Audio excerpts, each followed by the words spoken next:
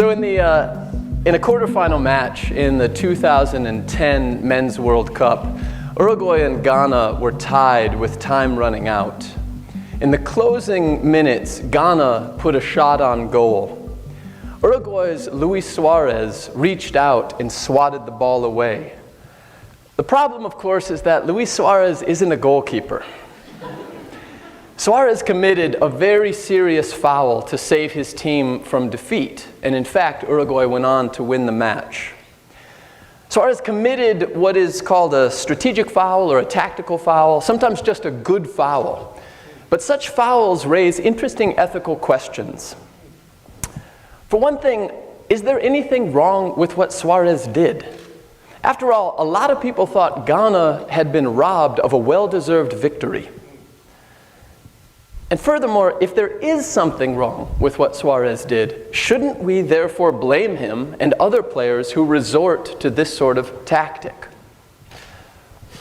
Well, here's one thing that might be wrong with a tactical foul.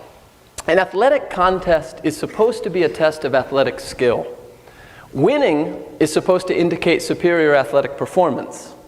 But if you win by virtue of resorting to a foul, you haven't won by virtue of your athletic excellence.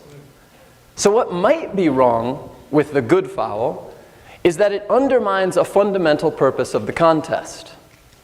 The fact that we've come to accept such fouls might be a sign that we've exaggerated or distorted the value of winning. But we're still left with the other question. Even if what he did was wrong, should we blame Suarez for resorting to the tactic? And I have to admit, here I have my doubts. If he doesn't commit the foul, he gives up the game. So to fairly condemn him for the foul, it must be reasonable to require him to give up the game. But playing to win is part of what defines him as a competitive agent.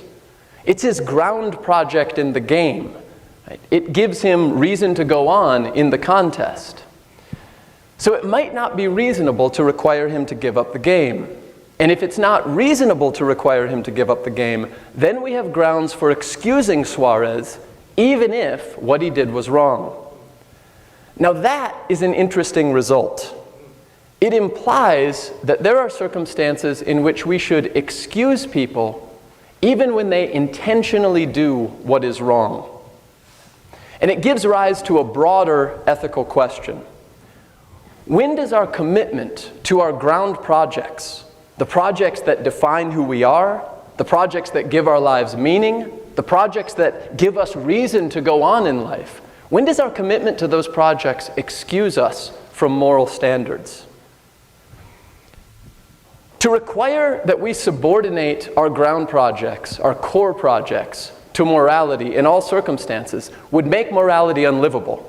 It would be, I suggest, impossible to live a meaningful moral life under those conditions. But part of being a moral person is striving to integrate morality and our core projects as far as possible. So a key challenge of the moral life is distinguishing those projects that excuse us from our moral standards and obligations from those imaginary conflicts that we use all too often to rationalize our own moral failings. Thank you.